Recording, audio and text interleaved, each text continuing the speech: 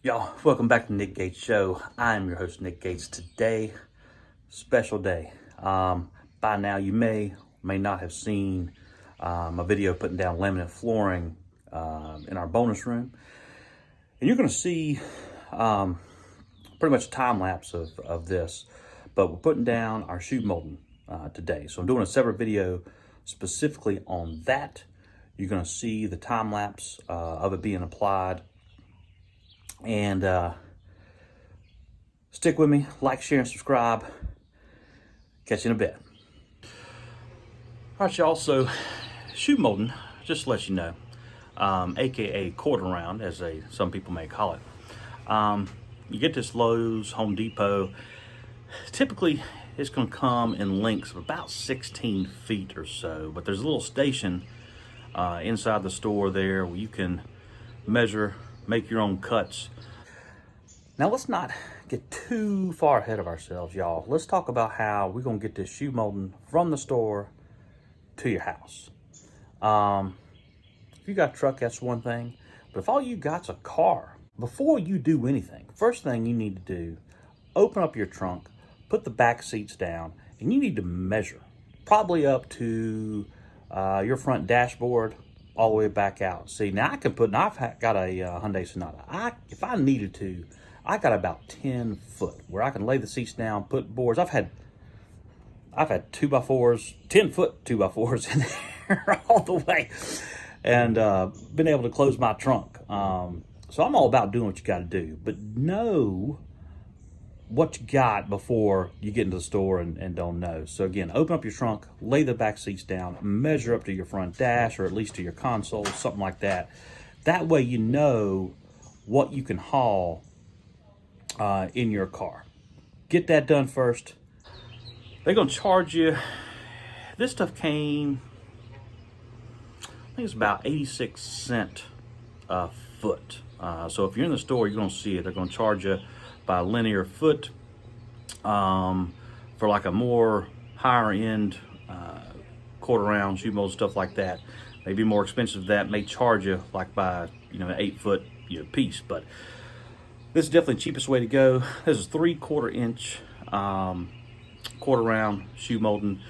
So I got it out here, got my sawhorses set up. I'm gonna paint these first. Typically your trim or your molding is gonna be like a semi-gloss, like a white semi-gloss.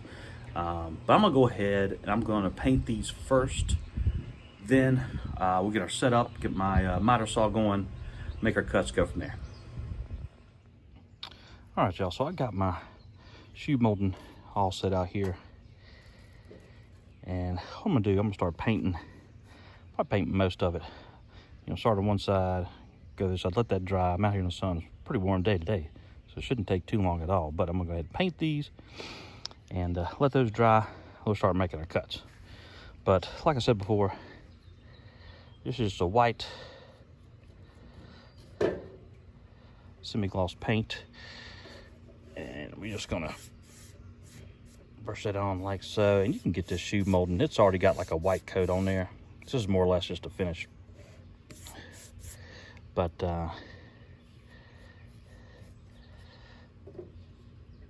get this going on there. Make our cuts. Be back in a bit. All right, y'all. We painted all our shoe molding. It is now dry. Next thing we want to do is set up our workspace, because I'm going to be going up and down a flight of stairs to our bonus room, measuring, cutting, installing the shoe molding. You want to eliminate as much back and forth as you can, especially too having a good workspace. So what I'm going to do up here on my front porch, I'm going to set up my sawhorses, put just an old 2x12 I got, put my miter saw, basically make a workbench here right on the front porch. So all I got to do is go up and down the steps, come right out the front door, go from there. So I'm going to get set up, start our install.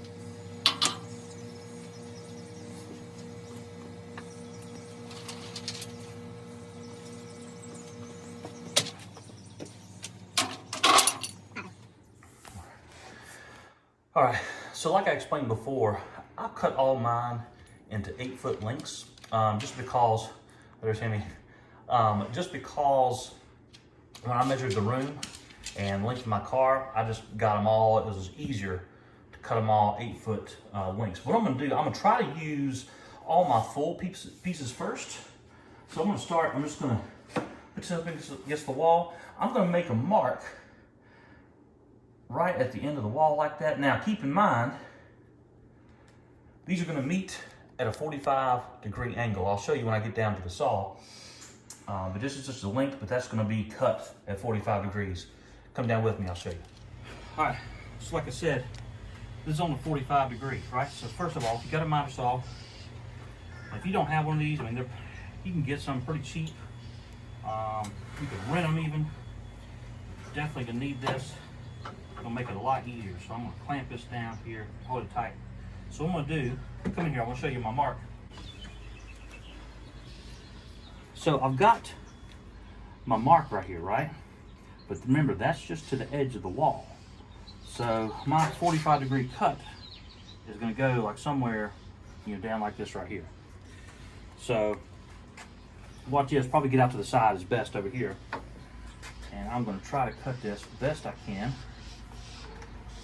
Before I do anything, I'm just gonna bring my blade down, kind of eyeball it a little bit, and we're gonna make our cut.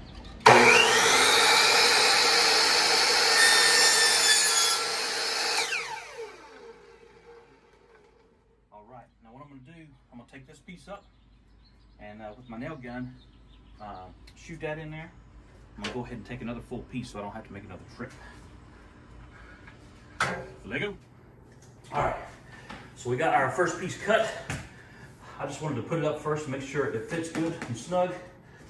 So I'm gonna put this in here, and as I go along, I'm just gonna start putting nails in.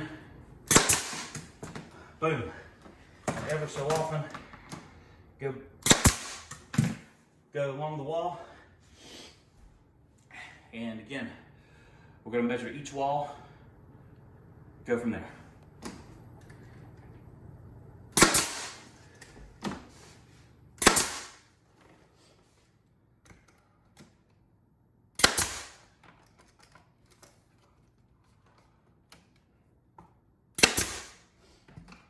Boom.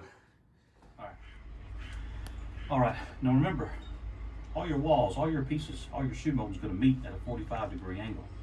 So, right now I'm being proactive. I'm going ahead and cutting 2 new pieces. I know the angles, so I'm going ahead and cut them now, take them back up to the bonus room, and that way, instead of measuring and transferring my measurements over to the shoe mold with my pencil, I'm just gonna actually put them up against the wall, measure them then, or put a mark then, and we'll cut them so I know it's more accurate.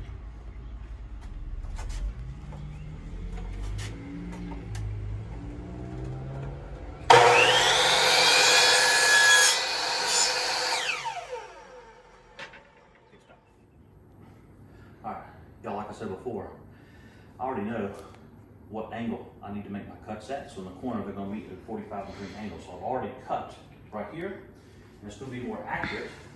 I've got that cut. I'm gonna go ahead and put it against the wall. That way, I can go ahead and make my mark right there. And it's gonna be more accurate than if I just measured and transferred it over. So I'm gonna do this.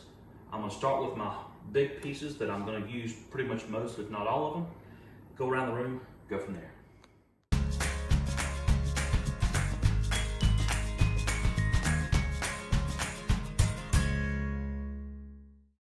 Now y'all, this particular wall is a long wall, so I'm gonna have to use 2 full-length pieces. But I wanna show you, you don't wanna cut them straight at a 90-degree angle and butt them up.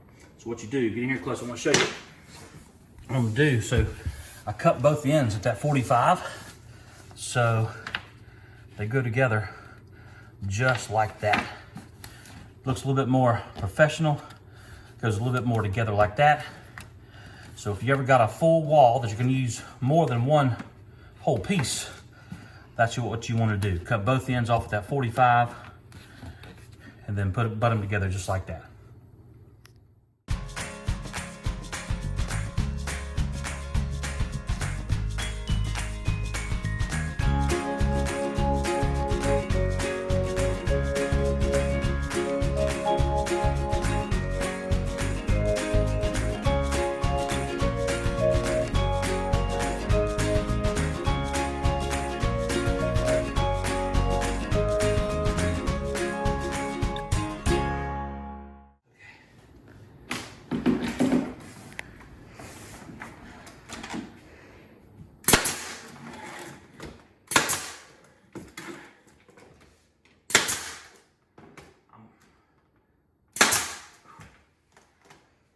All right, y'all, that finishes up all of our shoe molding.